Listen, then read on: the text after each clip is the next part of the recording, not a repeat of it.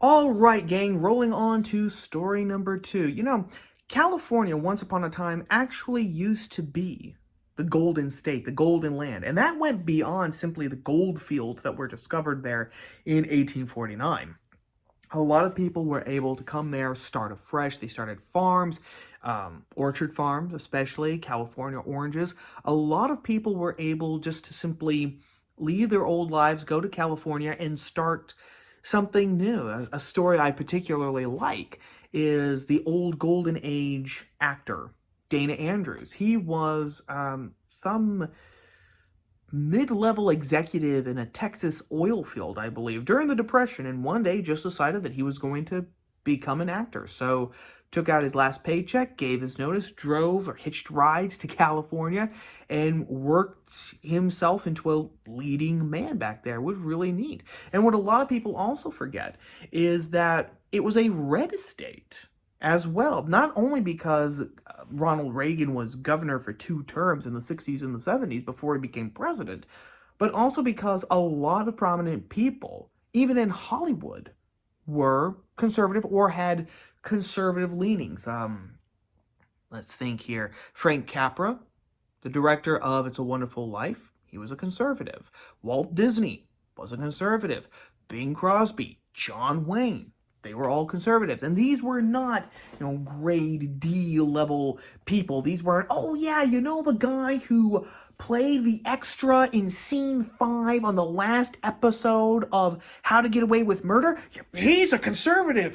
We're taking Hollywood back, baby. No, these were grade A celebrities, movers and shakers, owners of studios, directors, entertainers themselves, you name it. And then, of course, everything sort of went left. And one primary reason for that, some people have suggested, was the Terminator himself. When Arnold Schwarzenegger won and then won re-election, the governorship of California, they say that he did, these people claim that he did a lot of damage to the GOP brand in the state with his rather unsuccessful policies, which first hurt the GOP in California, and then made a lot of people say, well, if we're going to get big government one way or another, why not just vote for the guy who openly says he's going to get bigger government done and pass? So that's how you've got Jerry Brown again. That's how you've gotten Gavin Newsome. So I think the GOP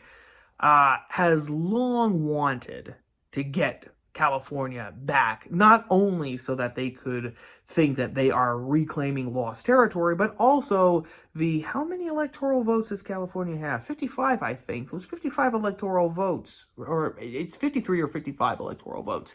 They're awfully tempting in presidential elections. Well, now I think that the GOP thinks that they actually have a shot, because Caitlyn, formerly Bruce Jenner, has just announced, and I mean just announced, gang. I am recording this on Friday, April the 23rd. Had to find my calendar there on my laptop, which is off camera over here.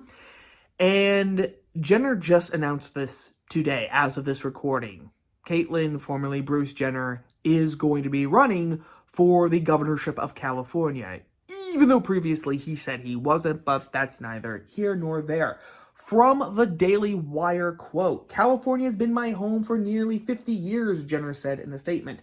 I came here because I knew that anyone, regardless of their background or station in life, could turn their dreams into a reality. But for the past decade, we have seen the glimmer of the Golden State reduced by one-party rule that places politics over progress and special interests over people. Sacramento needs an honest leader with a clear vision." Jenner went on to list bona fides ranging from winning the gold medal at the Olympics to advancing equality for transgender people, adding, "I am a proven winner and the only outsider who can put an end to Gavin Newsom's disastrous time as governor." It's interesting that he noted that he was the winner of an Olympic gold medal, since per transgender rules, Bruce Jenner won that medal, but Caitlyn Jenner is not the same person as Bruce Jenner. So Caitlyn Jenner has never won an Olympic gold medal. Caitlyn Jenner never played football. That was someone named Bruce Jenner, who was vaporized, has been lost to the dustbin of history when Caitlyn Jenner emerged, butterfly-like, from the shell of the cocoon that was Bruce Jenner. But that's neither here nor there. I am not into predicting things, gang, but I predict that the national GOP is going to be flocking to Jenner's campaign like flies to honey, or something much less pleasant. You decide in your own head.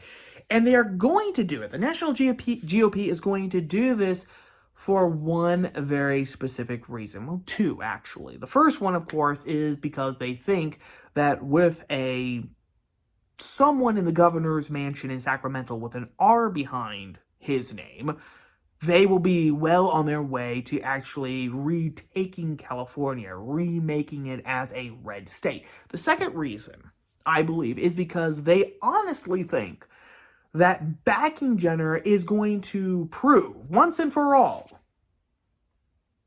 that they are not a bunch of patriarchal, white supremacist, heteronormative, transphobic bigots. They're honestly just interested in ideas and policies. And you know what? If you have a plan for reducing the size of government and just letting everyone do whatever they want, as long as they don't harm themselves, as the Wiccans tell us, you could be a Venetian. You could be a 10-armed, 20-eyed thing from the planet Neurokus. But doggone it, if you come here, legally of course, and are naturalized as a citizen, well then sure, why not? We'll vote for you. They honestly think that this is actually going to rebrand the entire party from the smears of the left. They honestly think it's doomed to failure, gang. It is doomed to failure. I am saying it right here and right now. April 23rd, 2021. This GOP plan is doomed to failure. For one reason, because Jenner hasn't even won. He's only announced that he's going to win. And the election isn't until November of 2022. So anything can happen between now and then. We've seen it. We know that that's true. But the second reason is because it doesn't matter if Jenner even wins the election. The GOP is still going to be branded by the left as white supremacist, patriarchal, heteronormative, transphobic bigots.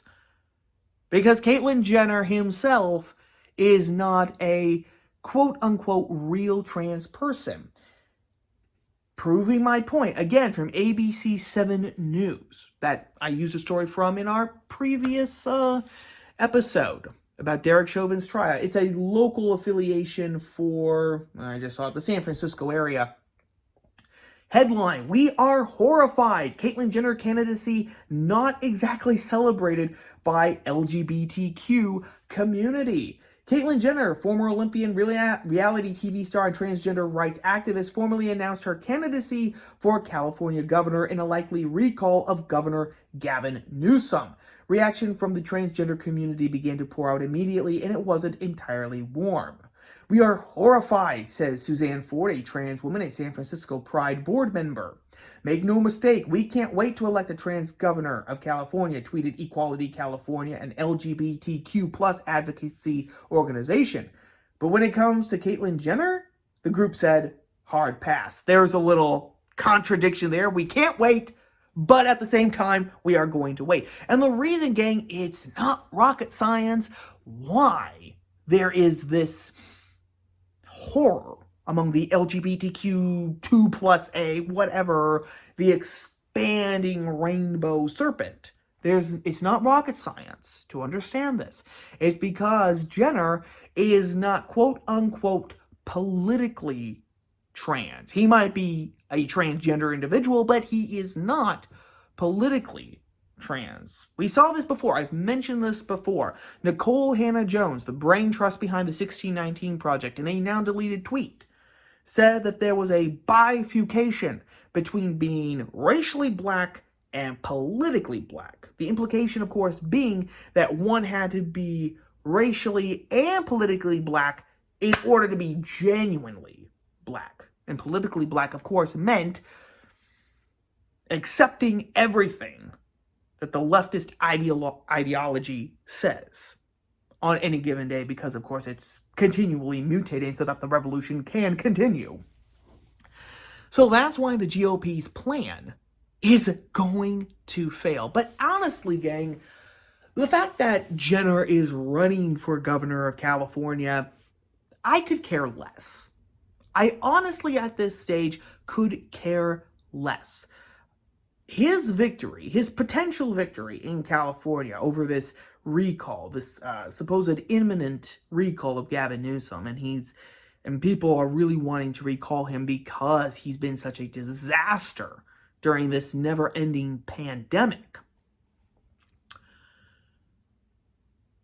Jenner's victory is not going to automatically turn the state red. It's not automatically going to do anything. We are so far down the rabbit hole now that it's not really going to make any difference. And I would also say that it's not really going to do any harm either. You know, it's really non-consequential, except that I would be lying, because if Jenner wins, in fact, the very fact that Jenner is now campaigning as a quote-unquote Republican is going to cause irreversible damage, not to the GOP, but to American conservatism itself. Let me explain what I mean by that.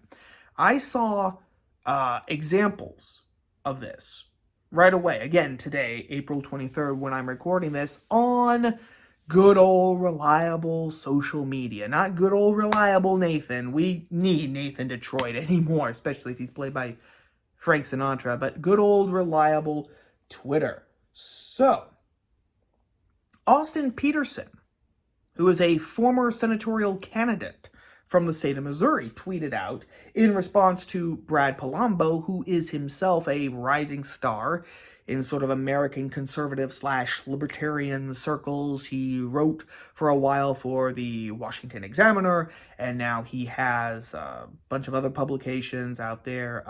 Fee, I know, is one.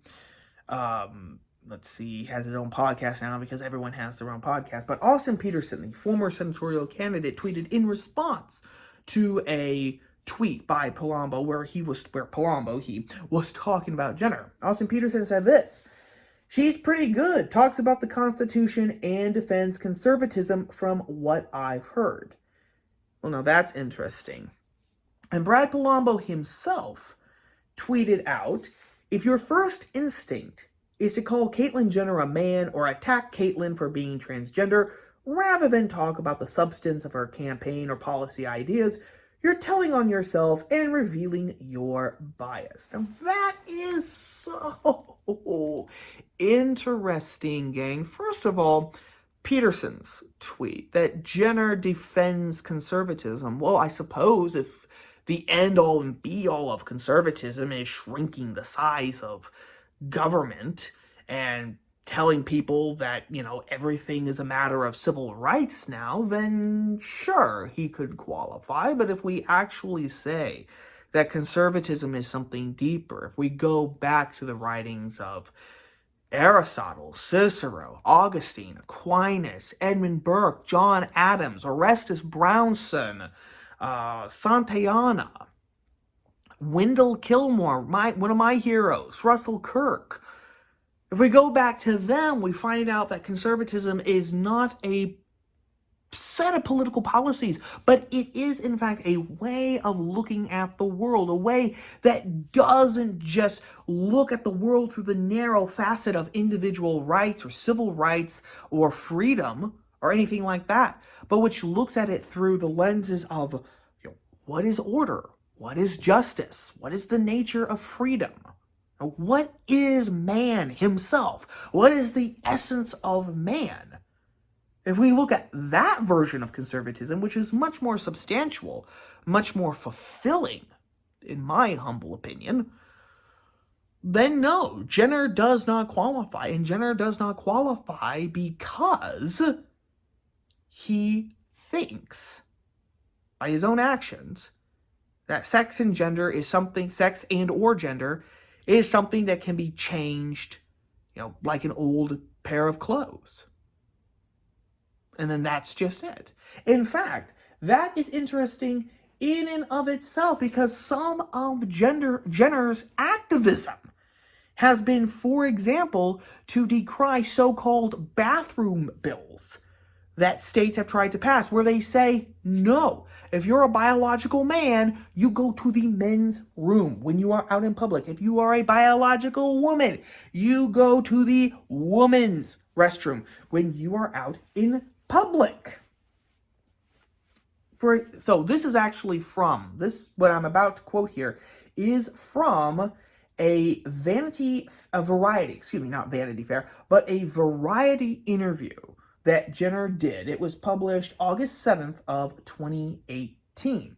In February 2017, Jenner lashed out against Trump on Twitter for withdrawing federal guidelines that allowed transgender youths to use the bathroom that matched their gender identity. From one Republican to another, this is a disaster, she tweeted. You made a promise to protect the LGBTQ community. Call me, unquote. He also raised bloody hell when Trump said, okay, the so-called quote-unquote transgender ban on the military, which wasn't even really a ban, it was sort of a hold while people looked at it and they said, we really can't be, it kind of, what's the old-fashioned word? It hinders military preparedness if you can have troops who were suddenly male switch to female, and then the taxpayer has to foot the bill, but also, someone from a particular unit is out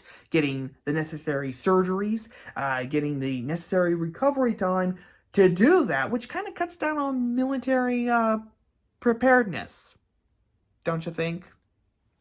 But anyway, he opposed that too. So those are some of the things that Jenner has campaigned for, has activated for. These are supposedly things that all conservatives, American conservatives, were supposed to be either against, as in, they were supposed to be for. They were supposed to be for bathroom bills. They were supposed to be for the Trump administration kind of putting a hold on the military becoming another social experiment in the sexual revolution. Again, going back to the fact that no one has the inherent right to serve in the military.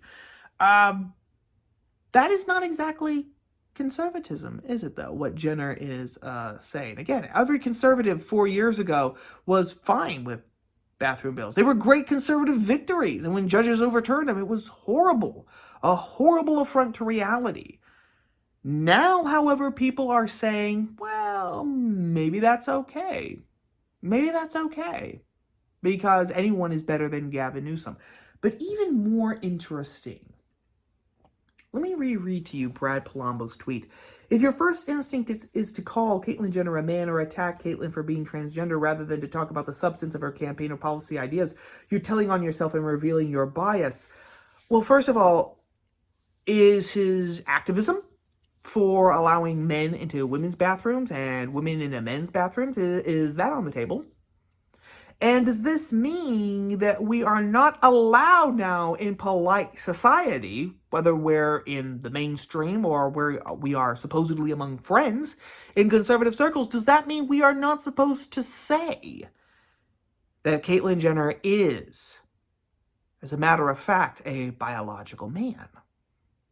This seems very suspiciously like thought crime on the right. Thought crime on the right in defense of the left's gender politics. It's gender politics in the name of ending gender politics. Gender politics and censorship in the name of ending big government in California. That is now where we are on the right. And that is what is actively right now, as of this recording, being normalized. So if Jenner wins, actually the very fact that Jenner has now openly said that he is going to run for governor This is now being normalized, and it's another step towards the death of American conservatism and the reason why it must be reborn like the phoenix. That is story number 2.